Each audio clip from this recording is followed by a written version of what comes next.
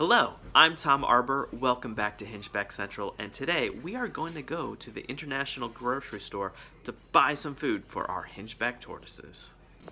It is a wonderful December 1st day here in Columbus, Ohio. Saraga is a really great place. It's an Asian grocery store, but it really has all countries and just amazing variety of produce, all kinds of fascinating foods, and it's wonderful to buy both protein and vegetables and produce for reptiles. And man, today is just an awesome day here in Columbus. So let's go. It's about a 10 to 15 minute drive, and we'll see when we get there. We have arrived.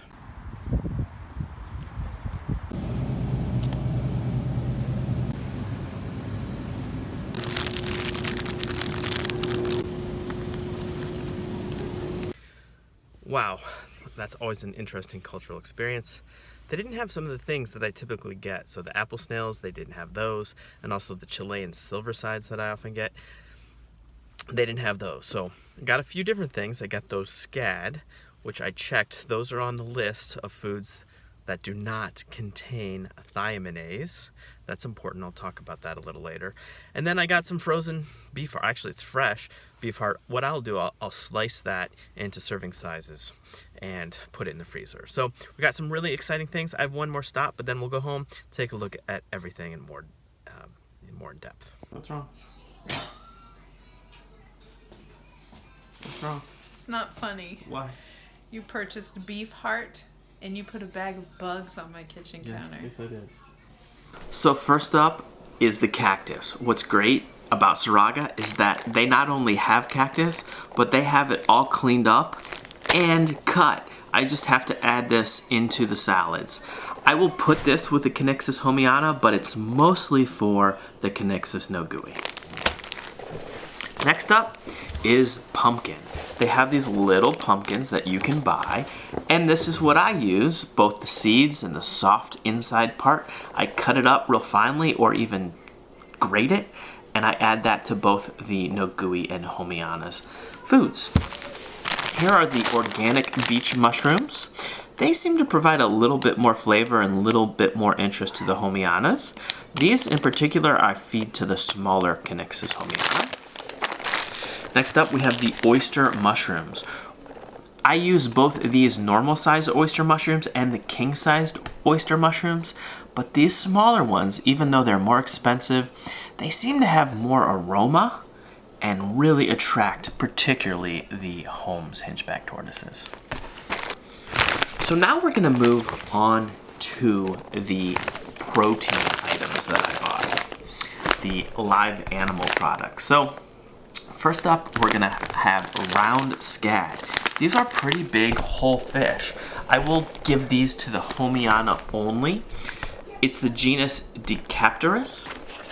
Next up is a first for me, beef heart. This is fresh beef heart. Disgusting.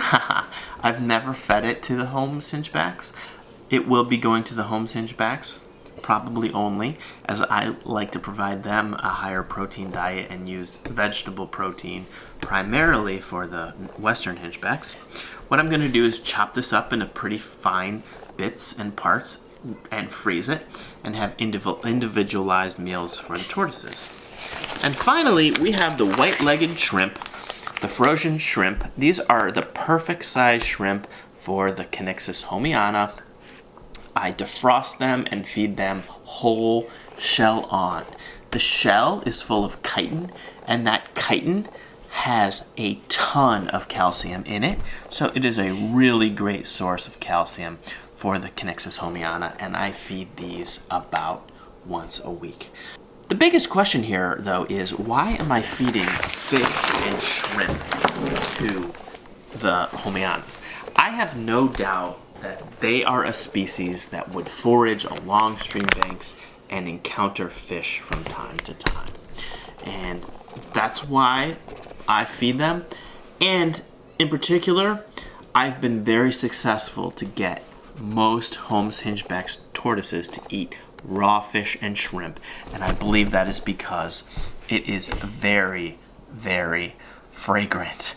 Raw fish defrosted, strike that. Frozen fish that is defrosted or shrimp that is defrosted has a very strong smell, and that stimulates the appetite of the homiana.